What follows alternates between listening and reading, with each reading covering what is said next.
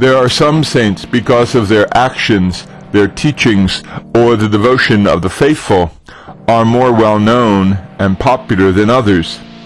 The apostles, like Simon and Jude, because they were the first followers of Jesus and the first bishops of the church, are given a special honored place in the church's liturgical calendar.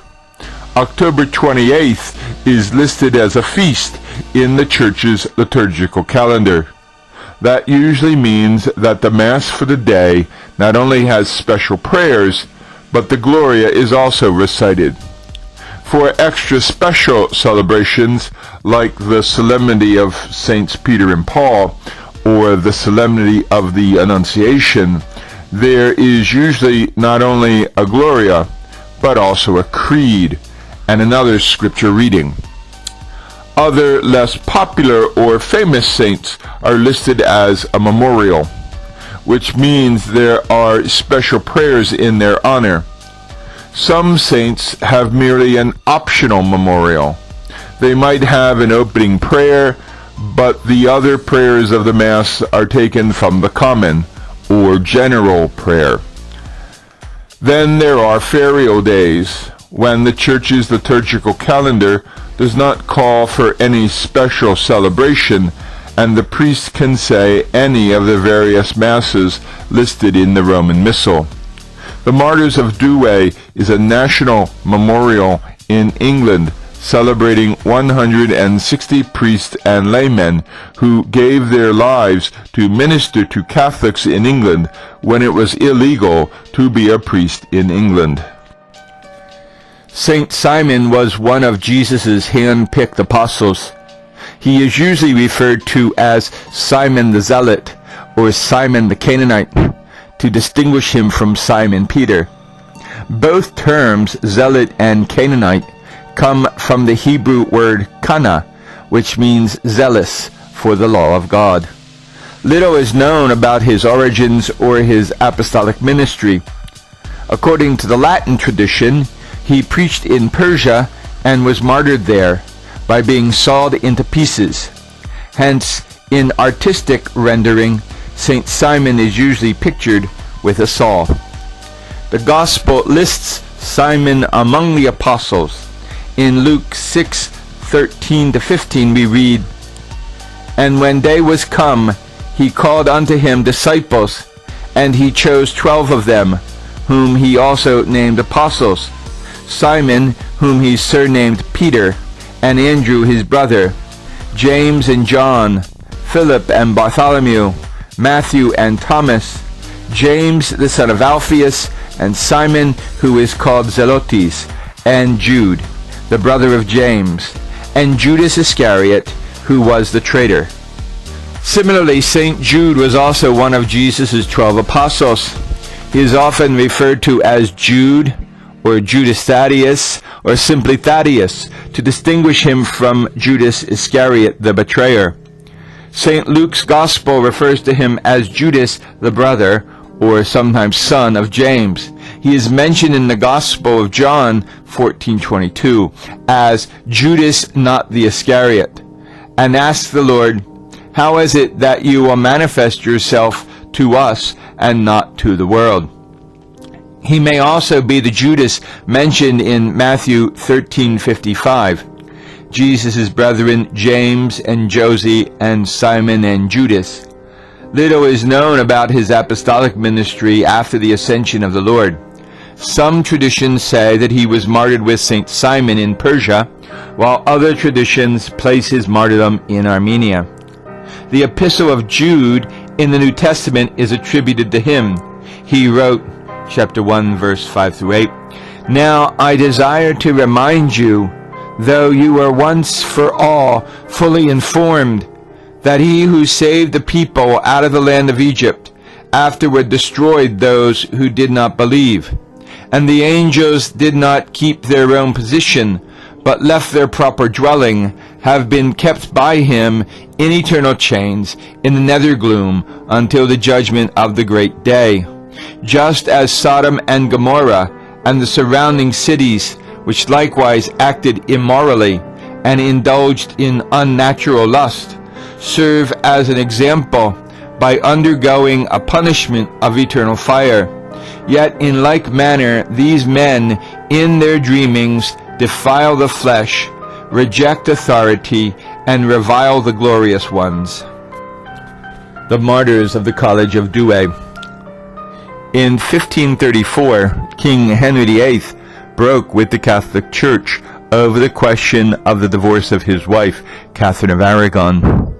In the Act of Supremacy 1534, Henry VIII declared himself to be the only supreme head of the Church in England. It was under this act that St. Thomas More and St. John Fisher were executed for treason because they refused to break allegiance with the Pope. Under the reign of Elizabeth I, Parliament passed two laws in 1559. The first abolished papal supremacy over the Church in England and established the supremacy of the English monarchs over the Church. The second law abolished the Catholic Mass and replaced it with the Book of Common Prayer. The first offense against these laws called for the confiscation of property. The second offense, imprisonment. The third offense was considered treason and punishable by death. Thus it was illegal to be Catholic in England for over 200 years. The Memorial of the Martyrs of Douai commemorates 160 priests, laymen, and religious who studied at the English College of Douai, France, later moved to Reims, and then returned to minister to covert Catholics in England during a period of government persecution of the Church, and were murdered for their work.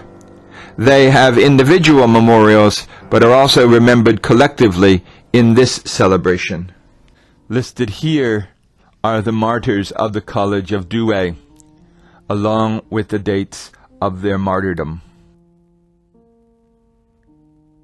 Just to mention a few of these martyrs who knew that after their ordination they were likely to die a martyr's death. Blessed Christopher Bales. Christopher Bales, alias Evers, executed 1590. A priest, was a native of Kunsley in the Diocese of Durham, and studied in the English colleges at Rome and Reims. From the latter, he was sent on the English mission in 1588.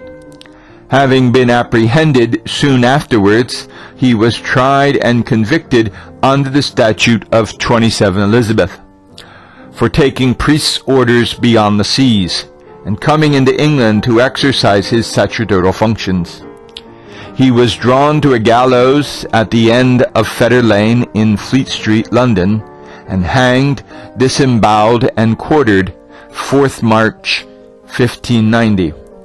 2 laymen suffered the same day for relieving and entertaining him, that is, Nicholas Horner in Smithfield and Alexander Blage in Gray's Inn Lane. Blessed George Napper. Son of George and Anne Napper, his father taught at All Souls College.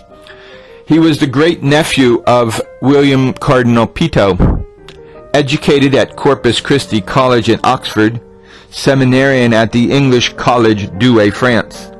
Ordained in 1596, he returned to England to minister to the covert Catholics in Oxfordshire, England, beginning in 1603. He traveled the countryside on foot, and apparently lived with his brother William, who put himself in great danger by hiding him. He was betrayed and arrested on 19 July 1610, when he was found carrying a breviary, holy oils, a reliquary, and a pyx containing 2 consecrated hosts. When he was later searched, the reliquary and the pyx had disappeared. George was sent to Oxford Castle, where he was convicted of the crime of priesthood. While in prison, he ministered to fellow prisoners. This was considered an additional crime. He was offered a commutation of his sentence from death to exile if he would sign an oath of allegiance against the Pope. He declined and was martyred. Saint Edmund Campion. the son of a Catholic bookseller named Edmund, whose family converted to Anglicanism.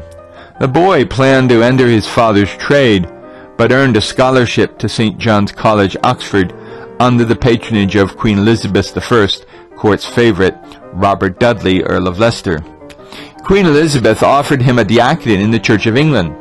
He declined the offer, fled to the continent, and joined the Jesuits. He was ordained in 1578.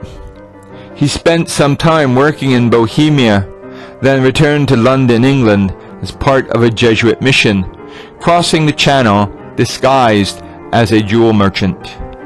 Edmund worked with Jesuit brother St. Nicholas Owen. In London, he wrote a description of his new mission, in which he explained his work was religious, not political. It became known as Campion's Brag. Widely distributed, it encouraged many Catholics to remain loyal to their faith. It also led to Edmund's arrest, imprisonment, and torture in the Tower of London, and finally to martyrdom. Campion wrote in his brag, 3. My charge is of free cost to preach the gospel, to minister the sacraments, to instruct the simple, to reform sinners, to confute errors, in brief, to cry alarm spiritual against foul and proud ignorance, wherewith my many dear countrymen are abused. 4. I never had mind, and am strictly forbidden by our Father that sent me, to deal in any respect with matter of state or policy of this realm, as things which appertain not to my vocation, and from which I do gladly restrain and sequester my thought. Many innocent hands are lifted up to heaven for you daily by those English students, whose posterity shall never die, which beyond the seas, gathering virtue and sufficient knowledge for the purpose, are determined never to give you over, but either to win you to heaven or die upon your pike.